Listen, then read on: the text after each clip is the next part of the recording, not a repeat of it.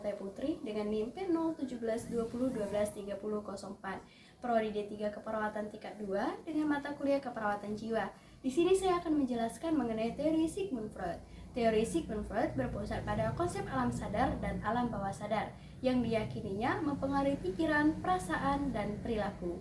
Ia juga mengidentifikasi 3 struktur kepribadian. Yang pertama itu ada ID, di mana bagian dasar kepribadian yang didorong oleh insting dan kebutuhan biologis. ID bekerja berdasarkan prinsip kesenangan, mencari kepuasan langsung tanpa mempertimbangkan konsekuensinya. Yang kedua itu ada ego, bagian kepribadian yang berfungsi sebagai mediator antara ID dan superego. Ego bekerja berdasarkan prinsip idealitas, mencari cara untuk memenuhi kebutuhan ID dengan cara yang dapat diterima secara sosial. Yang ketiga itu ada superego, bagian kepribadian yang mengandung nilai-nilai moral dan etika superego. Di sini berfungsi sebagai hati nurani dan memberikan rasa bersalah atau kebanggaan. Selanjutnya kita akan membahas mengenai penerapan dalam keperawatan.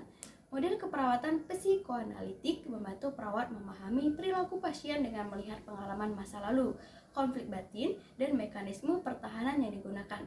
Perawat dapat menggunakan teknik terapi seperti interpretasi mimpi, asosiasi bebas, dan transferensi untuk membantu pasien mengidentifikasi dan mengatasi masalah emosional. Contoh penerapan terapi perawat tadi, yang pertama ada interpretasi mimpi, di mana seorang pasien, sebut saja itu Ibu L, mengeluh sering mimpi buruk tentang ular. Penerapan yang dilakukan, perawat membantu Ibu L mengingat detail mimpi seperti jenis ular, warna, dan suasana mimpi.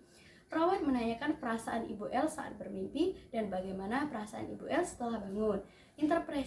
Interpretasinya, perawat membantu Ibu L menghubungkan mimpi dengan pengalaman masa lalu. Mungkin ada trauma atau konflik yang dikaitkan dengan ular tersebut.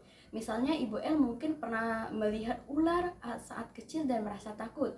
Tujuannya membantu Ibu L memahami makna mimpi dan mengidentifikasi sumber kecemasan atau konflik yang tersembunyi.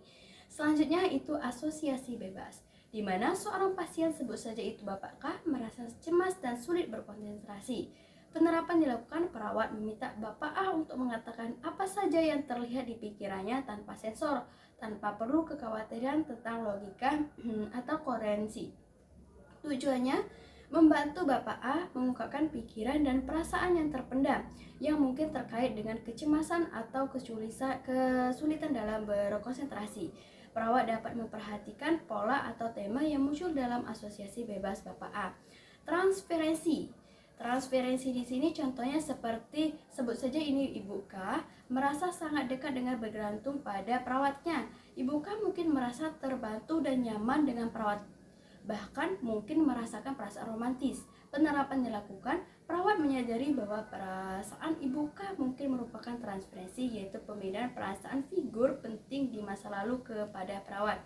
Tujuannya, perawat membantu Ibu memahami bahwa perasaan terhadap perawat adalah proyeksi dari pengalaman masa lalu. Perawat dapat membantu Ibu K untuk menghadapi dan mengatasi masalah tersebut.